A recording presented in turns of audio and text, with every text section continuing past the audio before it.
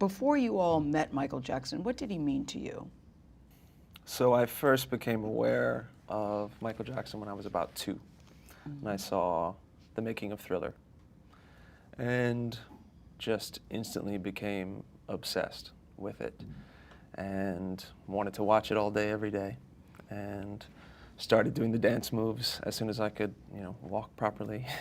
And then quickly my walls were plastered with, images of Michael, and he was just this absolutely incredible, otherworldly figure to me that I wanted to be just like and I dressed like him every day and did my hair and had my hair permed to look like him and all that stuff. I wasn't a huge fan before I met him, and then when I got the commercial, they did Pepsi commercial. Yeah, the Pepsi commercial. They did this thing where they would say every day that Michael's going to show up, but it was always his stand-in. So actually in the commercial, when you see me meet him, is actually my first time seeing him. And, at that point I was pretty excited, and so it was otherworldly, I guess. Yeah, that was, it was one thing to meet him the first time when I was 5, and I ended up dancing with him in his show. He asked me to dance with him in the show the next night. And that was incredible. And we had a 2-hour hangout the next day with my mother in his hotel room. That was a whole nother level. Then we didn't have any contact for a couple of years, and then I met him again when I was 7. And this is when the, so-called friendship began. Here I was, this little boy from Australia, who I was so enamored by him, so in love with him, such a huge fan.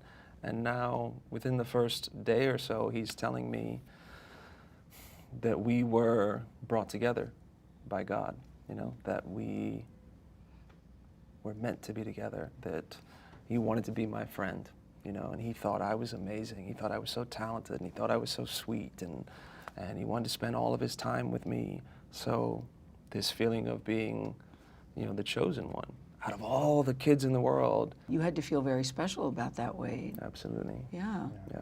For you, James? Yeah, he's just quickly, very likable and engaging, and gives you focused attention, and he's disarming. He's a charming guy, and so you instantly feel very comfortable with him. So that sort of bond and friendship develops quickly. And then he does start saying, "You're talented, you're special." And him, the first night or so, teaching me the moonwalk, and so all these things that had been so surreal and from another planet on TV were now a part of my life. And Michael Jackson was my best friend, as he said. He told you he would call you his best friend? Yeah, within the first, day or so. Did you feel like the best friend too, James? Oh, for sure. It was very much you and him, sort of against the world kind of feeling. So yeah, you were very much best friends. Did you two know each other as children? No. Were you aware of each other as children? I had seen the Pepsi commercial that he was in. So I remember even seeing that commercial was like, that could be me, or that should be me. I wish that was me. But the only time I ever remember meeting James, or a couple times, was a little later when I was about 9 on the music video of Jam, Michael's Jam music video, which I danced in. And James was there with Michael as well, and we met then and hung out a little bit. How do you go from Michael Jackson is an idol, we're friends, to now that friendship changes to what? How and when did it change? So, the intense friendship with Michael started when I was about 7. Over the next 2 years, I still lived in Australia, and Michael would bring me out multiple times through those 2 years to spend time with him. So when we met the second time, when I was 7 years old, Michael invited us to Neverland that weekend. I think it was a Friday that we met initially. Talk about another planet. I mean, this was just the most magical thing I'd ever seen. flowers and statues and lights and trees. Just Ferris wheel. yeah, just incredible. And that first night, you know, Michael, he kind of took us on a little bit of a tour, and he said to me and my sister, you know, you can stay in one of the guest rooms, or you can stay in here with me if you want. And my reaction was, of course, I want to stay with you. And I think we all just kind of knocked out at some point. Nothing particular happened that night. We had one more night that way, and then the plan was, the Monday, that myself and my family were going to leave and go on another kind of vacation to the Grand Canyon. I was devastated to leave Michael. Michael was devastated for me to leave. He actually sobbed in front of me. So you got to stay. So I got to stay. And so it was just Michael and I in Neverland for the next week. And your parents allowed that? my parents allowed that, yeah. And then within either the first or second night of Michael and I being alone at Neverland, the night started changing. And one of the ways I remember it starting is, you know, Michael just sort of starting to touch my legs and touch my crotch over my pants, and then it kind of kept progressing from there. He would grab my hand and have me do the same thing to you know, his crotch over his pants, and then it progressed to him performing oral sex on me, him showing me how to perform oral sex on him, him showing me how to French kiss, squeeze his nipples. Did you know what was happening? Did you think that that was inappropriate? Did it scare you? Did you think it was wrong? The couple days prior to the abuse starting, Michael had already started he started touching me, just in the sense of like hand on my leg, lots of hugs, kissing my forehead, rubbing my hand. So there had been this kind of development of physical closeness that was happening already that felt like a father, you know, just felt amazing. And strangely now, for me looking back at it, when it went to the next furthest extreme of sexual contact, something about it felt like just the next step. And really quickly, as Michael started doing these sexual acts, he started talking to me about, you know, God brought us together. We love each other, and this is how we love each other. We love each other, and this is how we show each other our love. And then right away, the next part of the dialogue was, but if anybody else ever found out about any of this, you and I would go to jail for the rest of our lives. And we'd be pulled apart. Our lives would be over. Our careers would be over. We can't let that happen. We've got so much to do together. We've got to rule the world together. Were you frightened by the actions or his words? I was not frightened by the actions. You were not. You did No. not think, this is creepy, don't No. touch me, No, this is wrong. You didn't think any of that. No, I didn't think any of that. It was, out of all the kids in the world, Right. here I am. And Michael chose me. And he also told me that, you know, I've never done this with Right. anybody else. Yep. Yeah. James, you're nodding in agreement to what he's saying. Yeah, all this. The all- conversation. Tell me what happened to you as you're listening to what Wade is saying. It clearly seems to resonate with you. Yeah, I mean, that's all the same. You know, he did the same thing to me as well.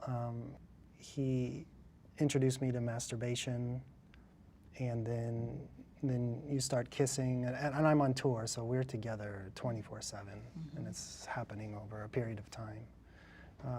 And then you're kissing, and he said I taught him how to French kiss. And then it moves on to oral sex. It's like, can I kiss it? That kind of thing.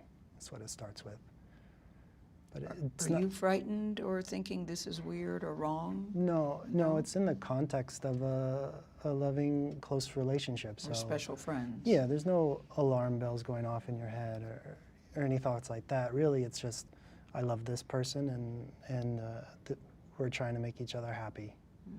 And he said, I was his first, but even as a kid, you don't even know what that means. You don't even question it further than that. Yeah, know, you don't say still- your first what? Yeah, first what, right? Yeah. As an adult, you'd think Yeah. that, but as a kid, you're just like, oh, that's great. And you're special, and as well as we are not gay. We just love each other, and this is how you show your love. He would say to you, "We're not gay." Yeah. Did you even know what that meant as a little kid? We're Actually, not gay. yeah. I mean, did. as soon as the abuse started, I had this question of, does this mean I'm gay now? That when the abuse started on tour? Where did these things happen, and where are the adults who are supposed to be watching you? Right. So for me, in the beginning, there was those first couple nights in the bedroom with my sister. Once she was out of the picture was when things changed, right? And my parents and my grandparents left for that next week at Neverland. So for that first week of abuse, they were in another, part of California. And what about Michael's staff? Well, the staff are everywhere. Not in the room as Yeah. abuse is happening, but before and after and around, and there's maids and there's cooks and there's security guards everywhere. And none of them appear to be concerned that you're staying in the room with him? No? Not that I witnessed. James, where were the adults? So when you're there, there's nobody else there. And on tour, my mom would stay in a different room, and I was in Michael's room the whole time. At Neverland, I think he kept us away, or kept me away from the maids. So, when they come around, you kind of try to go away. And Just on that point, that was always a thing that I remember from the beginning, Michael always saying, do not talk to any of the staff. for sure. Not allowed to have friendships and talk about anything we say, anything we do. Yeah, and even on tour, to go off that, if somebody else talked to you, he would notice, and then he'd question you. What did they say? What do they want? And he makes you fearful of talking to other people. And there's, when you're on tour, everybody's wanting to talk to you and ask you questions. But At what point did you all start to think that this is wrong? Was there ever a point that you started thinking this is wrong? While the abuse was going on, so the abuse for me went from age 7 to 14 years old. I do remember when I was about 11 or 12, as I would see him less frequently, and then when I would see him, it was still just kind of back to the old business, right? As soon as possible, as soon as we could get into a private space, he wanted to do all the sexual stuff again. I remember feeling around 12, starting to be a little more uncomfortable about that, and sometimes maybe trying to change the subject or, distract, but then having a fear that if I don't do this, I'm already feeling like I'm not a favorite of Michael's anymore. And if I don't do this, what's going to happen? What's going to happen to our friendship? Yeah. Yeah. You were worried about losing the friendship. Yeah. So it was a feeling like you need to do what he Continue wants. this because you wanted to still be friends with Yeah. him. The public in general thinks it's violent, that it's very painful, that it hurts, and that it's very scary.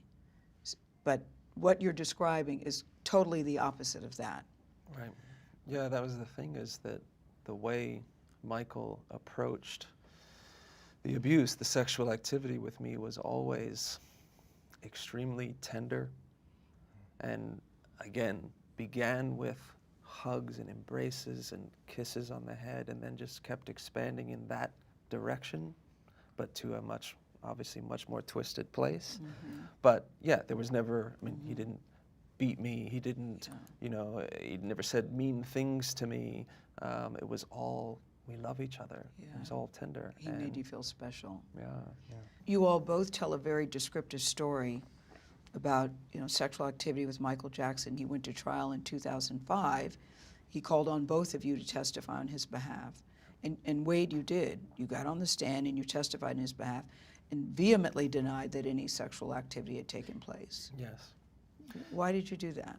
Yeah, well, the training, Michael's training of me to testify began the first night that he started abusing me. in the sense that, as I told you, that right away after the first kind of experience of sexual abuse, he started telling me that if anybody else ever finds out, we'll both go to jail. Both of our lives will be over.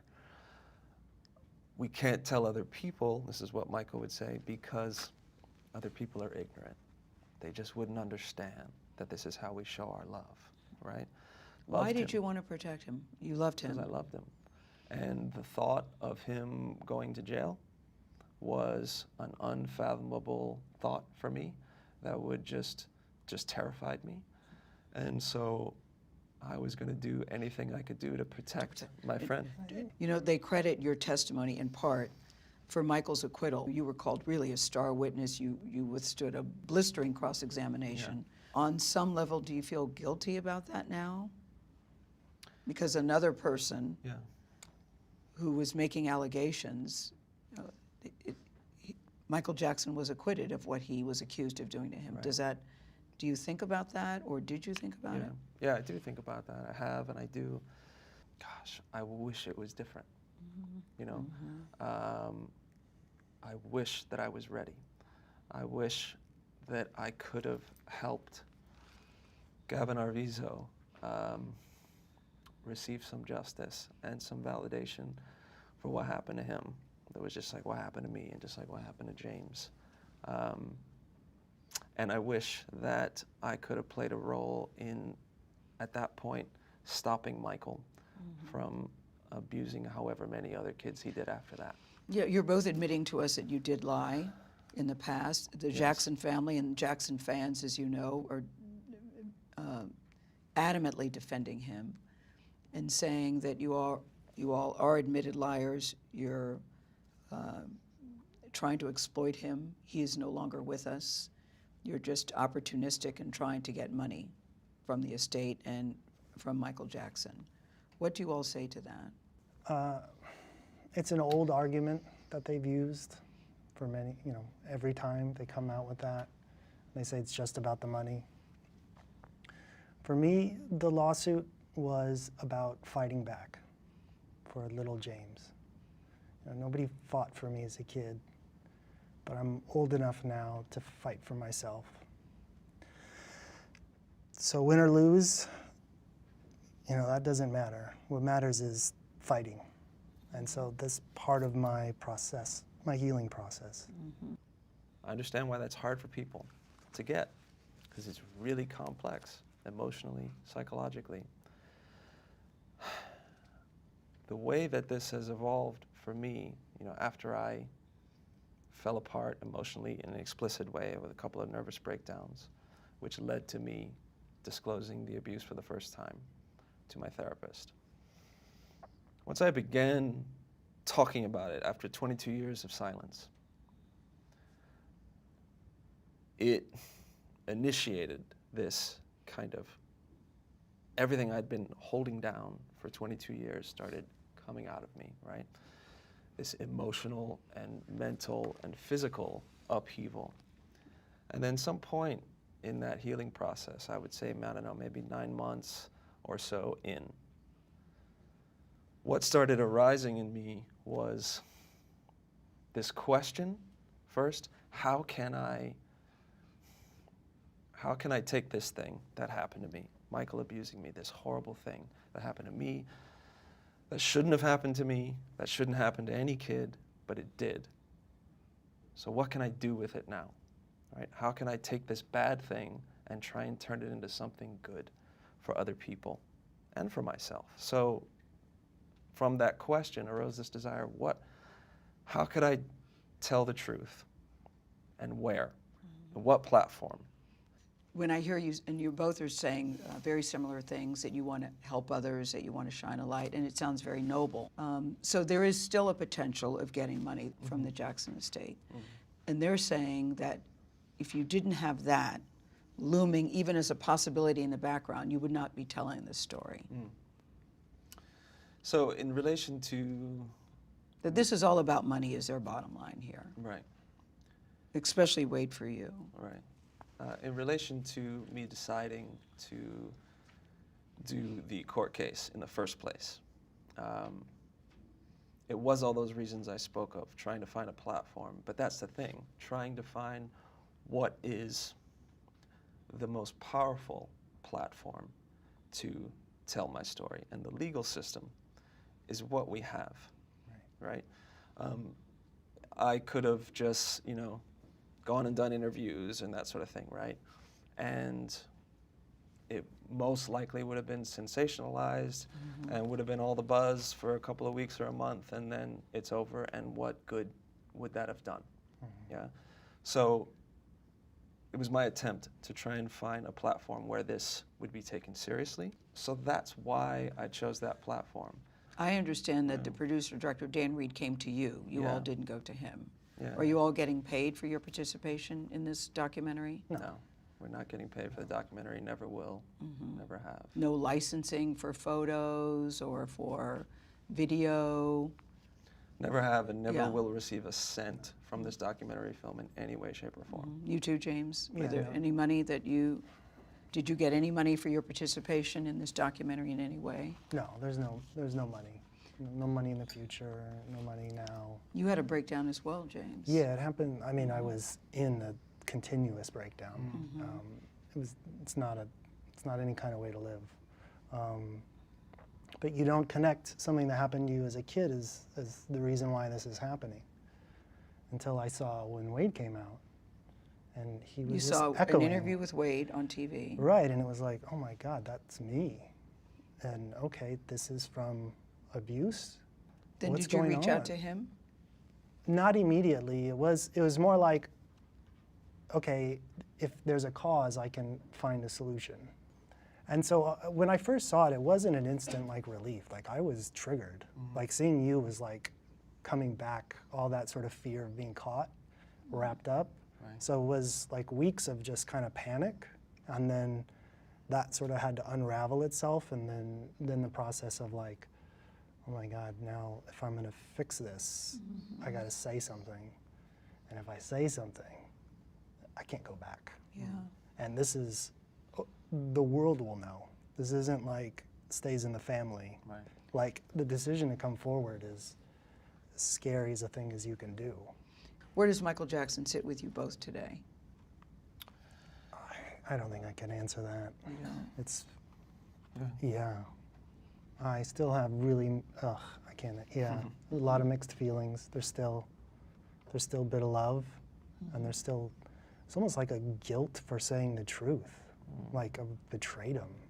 Like you betrayed him? Yeah, and it's like I still have those old wiring, that's still there.